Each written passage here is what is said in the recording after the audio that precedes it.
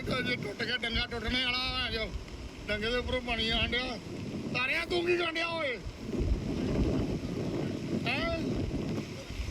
ਉਹ ਪਾਣੀ ਦੇ ਉੱਪਰ ਚੜ ਗਿਆ ਓਏ ਛੱਡ ਦਿਓ ਪਿੱਛੇ ਪਾਣੀ ਚੜ ਗਿਆ ਉੱਪਰ ਓਏ ਰੱਬਾ ਮੇਰਿਆ ਬਾਲੇ ਵਾਹਿਗੁਰੂ ਉਹ ਬਾਬਾ ਖਵਾਜਾ ਵੀਰ ਭਲਾ ਕਰ ਹੁਣ ਥੋੜਾ ਜਿਹਾ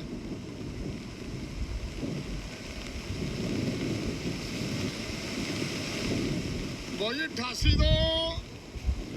1988 ਤੋਂ ਰਹਿ ਗਿਆ 2 ਫੁੱਟ ਥੱਲੇ ਬਾਕੀ ਪੂਰਾ ਹੀ ਪੂਰਾ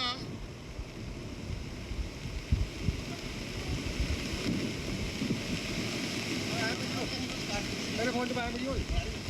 ਬਣਾਉਂਦੇ ਇੱਧਰ ਬਣਾਉਂਦੇ ਥੱਲੇ ਪਾਣੀ ਤੋਂ ਥੱਲੇ ਦੇਖ ਥੱਲੇ ਦਾ ਕੀ ਮਾਹੌਲ ਹੈ